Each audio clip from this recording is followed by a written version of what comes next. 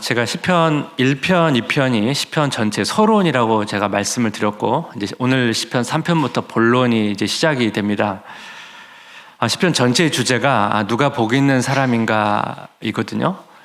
근데 이 주제를 가지고 오늘 3편을 들여다보면 약간은 좀 의아한 부분이 좀 있습니다. 어떤 측면에서 좀 되게 약간 충격적입니다. 왜냐하면 시편 3편부터 이제 표제어가 있습니다. 그 표제어를 보시면 다윗이 그의 아들 압살롬을 피할 때 지은 시 이렇게 되어 있습니다. 이 시편에 대한 상황을 우리가 알 수 있는데요. 세상의 관점에서 가장 복 없는 사람이 누구인가라고 했을 때 아마 랭킹 1, 2위 하면 오늘 본문의 상황이 그런 상황이 아닐까 생각이 드는데요. 아들이 아버지를 배반해서 왕위를 빼앗고 아버지인 다윗이 지금 도망가는 상황에서 지은 시편이 시편 3편입니다. 근데 이 상황에서 다룬 이 시가 누가 가장 복 있는 사람인가의 첫 번째 위치를 했다는 것입니다. 그래서 오늘 이 시편을 묵상하는 것은 우리에게 굉장히 큰 유익함이 있습니다. 왜냐하면 이런 상황에서도 복 있는 사람이 될 수 있구나. 이런 상황이 복이 있다는 게 아니고 이런 상황에서 어떻게 하면 복 있는 사람이 될 수 있는가. 이런 절망적인 상황에서 우리가 복 있는 사람이 된다면 그타 모르는 상황에서 다 우리는 복 있는 사람이 될 수 있기 때문에 그런 의미에서 이 시편은 우리에게 되게 의미 있는 시편이 되는 것 같습니다. 그래서 이런 상황에서 어떻게 해야 복 있는 사람이 될 수 있는지를 좀 말씀을 통해서 좀 살펴보려고 합니다. 첫 번째, 누가 복 있는 사람인가? 하나님을 붙드는 자입니다. 하나님을 붙드는 자. 먼저 이 다윗의 상황을 좀 보겠습니다. 1절, 2절을 보니까요. 여호와여 나의 대적이 어찌 그리 많은지요. 일어나 나를 치는 자가 많으니이다. 많은 사람이 나를 대적하여 말하기를 그는 하나님께 구원을 받지 못한다 하나이다. 하나님 나를 괴롭히는 사람이 왜 이렇게 많습니까?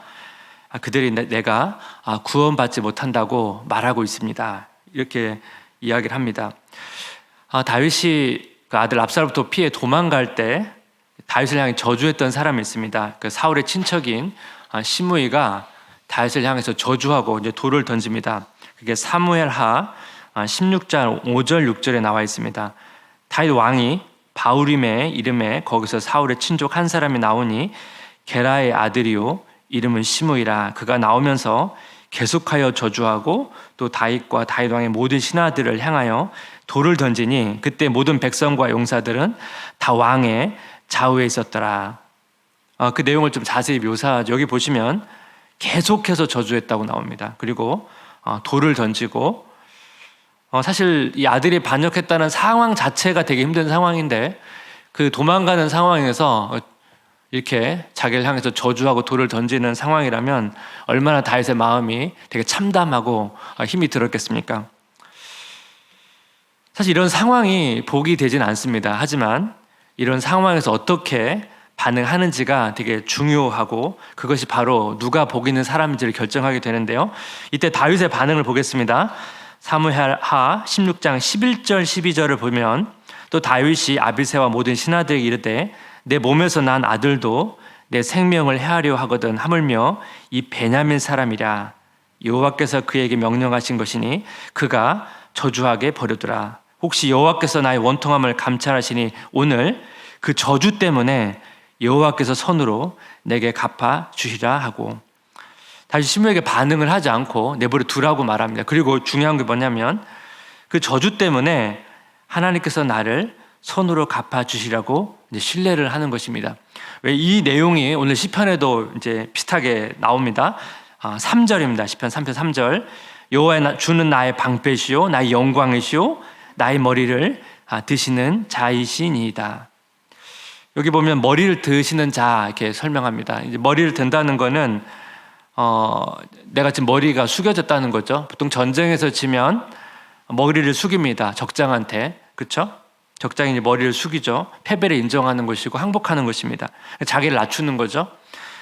다윗이 지금 왕위를 포기하고 도망갔다는 건 뭐냐면 다윗이 지금 압살롬에게 머리를 숙인 것입니다. 근데 다윗은 지금 하나님께서 자기를 회복시키실 것에 대해서 지금 신뢰하고 있다는 것을 알 수가 있습니다. 자신의 명예와 자신의 지위를 회복시켜 주실 것이다. 그게 신뢰하고 있습니다. 이제 본문에는 사실 정확히 나오지 않은데 원문에 보게 되면 그러나라간 접속사가 들어가 있습니다. 나를 대적하고 나를 저주하는 사람들이 많지만 그러나 여호와는 나의 방패, 나를 보호해 주시고 나의 머리를 드시는 자다. 나를 회복시키는 자입니다. 이렇게 고백하고 있습니다.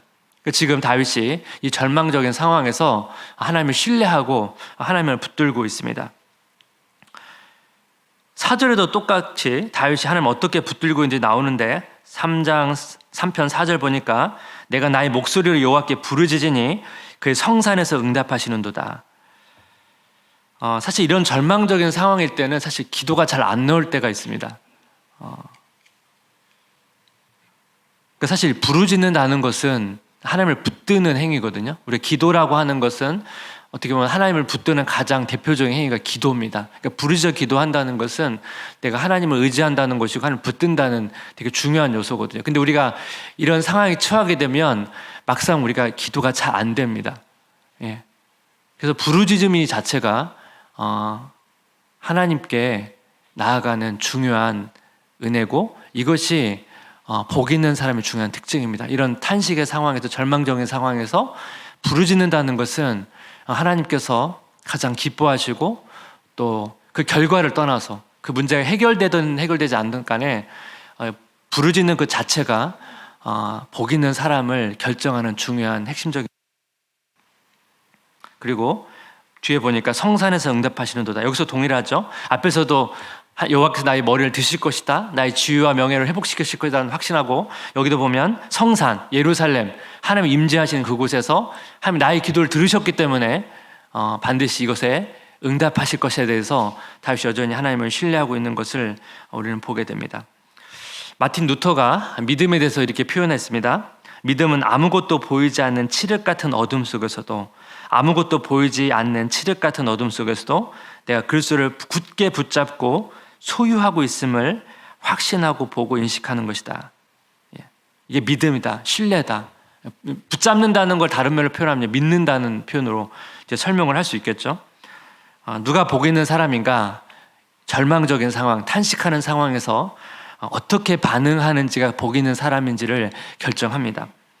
그래서 저는 이 시편 3편을 왜 본론의 첫 번째 배치했냐면 그것을 잘 보여주기 때문에 그렇습니다. 다윗이 이런 절망적인 상황, 탄식의 상황에서 하나님을 붙잡고 있기 때문에 바로 그 사람이 복 있는 사람이라고 이 성경은 이 시편은 강조하고 있습니다. 루터의 고백처럼 아무것도 보이지 않는 어둠 속에서도 그리스도를 붙잡는 사람, 그리고 그리스도가 내 안에 계심을 확신하는 사람, 그 사람이 복 있는 사람이라고 말씀은 지금 보여주고 있습니다. 아마 다 누구나 한 번쯤 이런 힘든 시간들을 다 경험하셨을 것입니다. 광야와 같은 또 깊은 어둠을 통과하는 시간들을 다 경험하셨을 텐데 여러분 한번 돌아보시면 좋겠습니다. 여러분 그 힘든 상황에서 여러분들은 어떻게 반응하셨습니까? 혹시 지금 그런 상황이라면 여러분 지금 어떻게 반응하고 계십니까? 이 상황에서 어떻게 반응하냐에 따라서 우리가 복 있는 사람이 될 수 있고 복이 없는 사람이 될 수도 있습니다. 세상의 관점에서 보면 다윗처럼 가장 복이 없는 사람이라고 평가를 받을 수 있을지도 모르겠습니다. 하지만 다윗은 지금 하나님 앞에서 가장 복 있는 사람이라고 성경은 말하고 있습니다. 그리스도인들은 이 선택을 하는 것입니다. 하나님을 붙잡는 것, 또 하나님을 의지하는 것, 또 하나님께 부르짖으면서 하나님께 의지하는 것, 이것이 중요한 것이죠. 근데 우리가 이런 상황에 부딪히면 잘 그리스도를 붙잡지 못합니다. 야고보서 1장 6절 말씀을 보니까 이런 내용이 있습니다. 오직 믿음으로 구하고 조금도 의심하지 말라. 의심하는 자는 마치 바람에 밀려 요동하는 바닷물결 같으니. 여기 보면 여기도 이제 믿음으로 구하고 조금도 의심하지 말라 이렇게 얘기하거든요. 그러니까 의심한다는 거잖아요. 우리가 기도할 때 왜 의심하냐고 생각해 보면 1장 8절에 가게 되면 그 두 마음을 품는 사람에 대해서 얘기합니다. 사실 의심하는 사람을 다른 말로 표현하면 두 마음을 품는 사람인데, 야고보서에서 두 마음을 품는다는 건 뭐냐면 하나님과 세상 사이에서 갈등하거나 결정하지 못할 때를 지금 표현하고 있습니다. 그러니까 우리 마음이 하나님과 세상 가운데 되게 마음이 복잡하거나 그럴 때는 뭐예요? 우리가 믿음으로 구하기 어렵고 하나님을 신뢰하기가 어렵다는 것이죠. 우리 그렇지 않습니까? 우리가 하나님을 기도하면서도, 정말 기도하면서도 우리가 확신하지 못하고 기도할 때가 있습니다. 기도했지만 사실 우리의 삶을 보면 마치 그 기도를 신뢰하지 않은 것처럼 우리가 행동할 때도 있고 그렇습니다. 그러니까 사실 우리가 기도는 하지만 정말 그것을 신뢰하고 기도하지 않을 때가 많죠. 오늘 여기 본문에 나온 것처럼 믿음을 구하고 사실은 응답 안 할 것을 거의 전제로 하고 우리가 살 때가 있습니다. 이제 그런 여러 가지 배후에는 정말 응답하실까에 대한 생각도 있고, 또 내가 원하는 대로 응답하지 않은 가능성 때문에 또 그렇게 생각할 수 있습니다. 아마 하나님이 내 방식보다는 다른 방식으로 응답해 주실 거야. 그래서 오히려 그 부분에 대해서 하나님의 최선이 대해서 우리가 신뢰하지 못한다면 우리 자꾸 이 기도할 때 이렇게 신뢰하며 기도하기가 어렵습니다. 그래서 사실은 제가 아까 말씀드린 것처럼 이런 상황에 또 처하게 되면 또 기도하기 어렵습니다. 왜 하나님께서 이런 상황을 주실까? 왜 하나님께서 이렇게 힘든 상황으로 나를 몰고 가실까? 그렇게 되면 또 이렇게 기도가 잘 나오지 않죠. 그런 상황이 있을 때 우리가 사실 이렇게 기도하며 신뢰하며 나아가기가 되게 어렵습니다. 저도 개인적으로 되게 힘든 시간들을 계속 오랫동안 가졌을 때 처음엔 되게 열심히 기도하지만 이 시간이 되게 길어지면서 어느 순간인가 제가 그런 생각을 한 적이 있습니다. 하나님이 내가 얼마까지 신뢰하는지 날 테스트하는 것 같이 느껴질 때가 있었습니다. 그래서 이게 너무 힘드니까 어느 순간에는 약간 이제 기도하는데 되게 힘이 들더라고요. 그래서 좀 기도가 좀 막힐 때가 있었습니다. 근데 그때가 바로 하나님이 저의 인내력을 테스트하는 것 같아서 그게 약간 제가 마음에 서운함이 드니까 그때 좀 기도가 좀 잘 안 될 때가 있었습니다. 근데 오늘 본문에 나온 것처럼 그때라도 부르짖는 거죠. 부르짖어서 나의 원통함을 슬퍼하고 애통해하는 것이 되게 중요합니다. 그렇게 해서 내 마음을 풀어야지 이렇게 기도를 안 하게 되면 점점 더 기도가 막히고 하나님께 서운하게 되고 그러면 나중에는 영적으로 굉장히 깊은 침체로 가게 됩니다. 그것을 여러분이 막기 위해서는 중요한 것은 오늘 다윗처럼 부르짖어 기도하는 것입니다. 애통하며 또 슬퍼하며 이렇게 기도하는 것이죠. 그래야 우리가 복 있는 사람으로 이 상황에서도 설 수가 있습니다. 누가 복 있는 사람인가? 두 번째가 중요합니다. 두 번째가 뭐냐면 하나님의 붙드심을 경험하는 자입니다. 두 가지 차이를 여러분 보십시오. 첫 번째는 내가 하나님을 붙드는 거죠.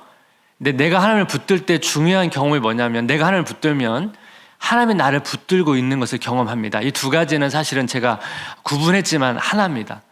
하나입니다. 내가 하나님을 붙들어야만 하나님이 나를 붙드는 것을 경험할 수 있습니다.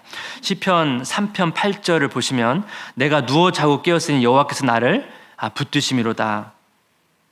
제가 이 시편 3편 중 이 8절을 되게 좋아하는데요. 왜냐하면 여러분 누워서 자고 깨었는데 다윗은 이것을 하나님께 나를 붙드셨다라고 얘기합니다. 우리가 보통 누워서 자고 깨는 것은 늘 일상에서 반복되는 행위죠. 우리는 이것을 너무 당연하게 여깁니다. 너무나 당연한 행위로 여깁니다. 근데 우리가 좀 잠을 잘 못 잘 때가 있습니다. 우리가 잠을 잘 못 잘 때 그렇게 되면 이 잠을 자는 게 얼마나 축복이고 또 이것이 얼마나 은혜인지를 알게 됩니다. 그러면 이 잠자는 것도 너무 당연한 게 아니라고 얘기합니다. 제임스 브라이언 스미스라는 사람이 이런 얘기를 했습니다. 우리는 스스로 잠들게 할 수 없다. 우리 스스로 잠에 들도록 강요할 수 없다. 잠은 항복의 행위다.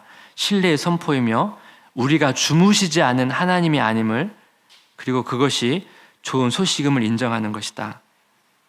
이런 말을 했습니다. 잠은 항복의 행위고 신뢰의 선포이며 우리가 주무시지 않은 하나님이 아님을, 그것이 좋은 소식임을 인정하는 것이다. 이런 말을 했거든요. 그만큼 우리가 잠이라고 하는 것이 되게 중요한 하나님께 주신 축복입니다.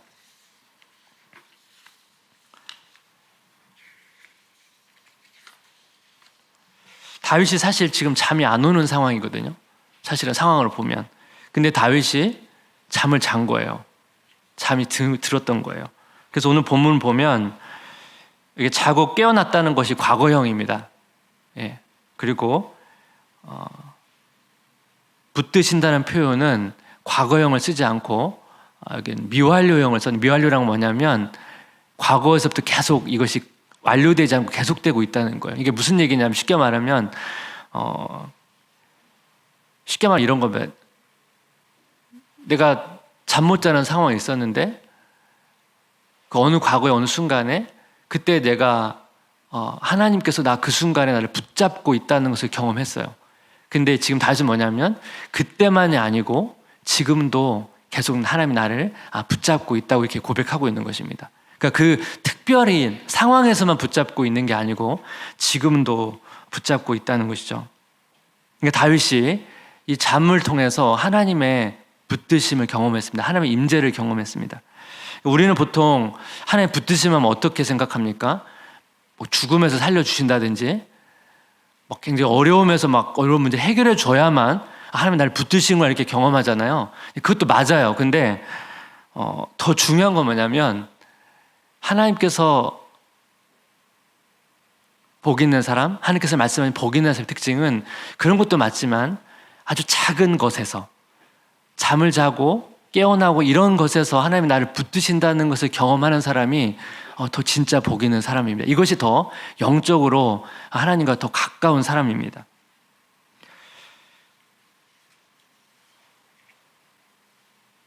제가 예전에 잠이 진짜 안 올 때가 있었는데, 잠이 안 오면 여러 가지 하잖아요. 각자 여러분 잠을 자기 위해서 숫자 세기도 하고 일어나서 활동도 하고, 그러면서도 이제 좀 걱정이 되는 게 잠을 안 자는 건 괜찮은데 그 다음날 또 이제 활동을 해야 되잖아요. 그럼 사실 이제 저도 이제 이렇게 잠을 안 자고 이렇게 일도 해보니까 집중력 떨어지고 되게 힘들잖아요. 그래서 잠을 활동하면서도 이제 이렇게 걱정이 좀 오거든요. 걱정이 옵니다. 그러면 새벽은 가까우고 계속 잠을 이제 안 잤으니까, 그러면 또 한편으로 이제 또 오늘 어떡하지 이런 걱정도 하는데, 어느 순간에 이렇게 나른하게 몸이 오면서 이렇게 잠시 이렇게 잠을 청할 때가 있습니다. 그러면 그때 행복감이 올려오거든요. 새벽에 이럴 때 해는 떠오는데 잠시 이렇게 졸음이 쏟아질 때가 있습니다. 그러면 되게 행복합니다. 평상시 느끼지 못했던 이 비유가 적절한지 모르겠는데, 건강검진하면 여러분 수면 내시경을 해보셨나요? 수면 내시경 하면 이렇게 수면 유도제를 맞잖아요. 그러면 그거 맞으면 잠시 조금 있으면 잠이 이렇게 오잖아요.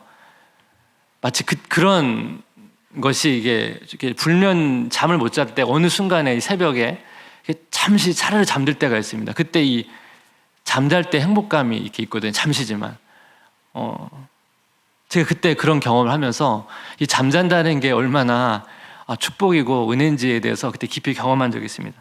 시편 127편 2절을 보니까 너희가 일찍이 일어나고 늦게 누우며 수고의 떡을 먹으며 헛되도다. 그러면 여호와께서 그의 사랑하시는 자에게 잠을 주시는도다. 이 앞의 내용이 중요하거든요. 아침 일찍 일어나서 밤늦게 수고하는 것이 헛되다. 이게 뭐예요? 너희 노력한다고 되는 게 아니다. 그 말이잖아요. 그렇죠? 왜냐하면 우리 인생은 하나님의 돌보셔야만 되기 때문에, 하나님의 돌보셔야 그 수고를 거두는 거지, 우리가 아무리 열심히 노력한다고 해서 수고를 거두는 것이 아니기 때문에 헛되다 얘기하면서, 여호와께서 갑자기 왜 사랑하신 자에게 잠을 주시는다 얘기했냐면 뭐예요? 하나님께서 돌보신다는 거죠.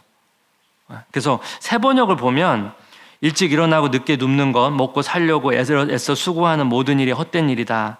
진실로 주님께서는 사랑하시는 사람에게는 그가 잠을 자는 동안에도 복을 주신다. 그게 쉽게 말하면 돌보신다는 것이죠. 잠을 주실 뿐만 아니고 여기 나와 있는 것처럼 우리의 일용할 양식도 주시고 우리를 돌보신다는 것입니다. 그러니까 이 과정에서 우리는 하나님의 돌보심을 경험하는 것입니다. 신명기 1장 31절을 보게 되면 이런 말씀이 있습니다. 광야에서 너희가 당하였거니와 사람이 자기 아들을 낳는 것 같이 너희 하나님 여호와께서 너희가 걸어온 길에서 너희를 안으사 이곳까지 이르게 하셨느니라 하나. 여기 보시면 안으사라는 표현이 있죠. 하나님께서 이스라엘 백성들을 광야를 통과하는 동안 하나님께서 안으셨다고 말합니다. 하나님께서 붙드셨다고 말합니다. 근데 여러분, 우리가 잘 아는 것처럼 하나님께서 이 광야 기간 동안 이스라엘 백성을 붙드셨다는 것을 이스라엘 백성들이 알았나요? 실제적으로 하나님의 붙드심을 경험한 사람은 많지 않습니다. 대부분은 하나님의 붙드심을 알지 못했습니다. 대부분 불평하고 불만이 많았습니다. 그 과정 가운데 소수는 하나님의 붙드심을 경험했죠. 그 사람이 복이 있다고 성경은 말하고 있는 것입니다. 그래서 오늘 시편 3편 6절을 보시면 이런 고백이 있습니다. 천만이 나를 애워싸 진친다 하여도 나는 두려워하지 아니하리로다. 과장법이죠. 더 많은 사람이 나를 둘러싸서 나를 공격한다 할지라도 난 두려워하지 않을 것이다. 왜냐하면 하나님이 나를 붙드신다는 것을 경험했기 때문입니다.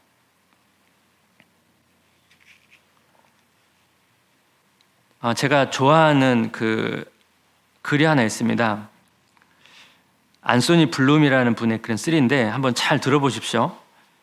저는 이 내용을 듣고 많이 좀 묵상하며 기도했던 내용인데요. 우리는 하나님께 겨우 몇 분 내어드리면서 그 시간에 그분이 임재해 주시지 않는다고 불평한다. 하지만 우리의 문을 두드리시는 하나님께 죄송하지만 바쁩니다라고 말하는 나머지 23.5시간은 어떤가? 심지어 전혀 반응이 없을 때도 있다.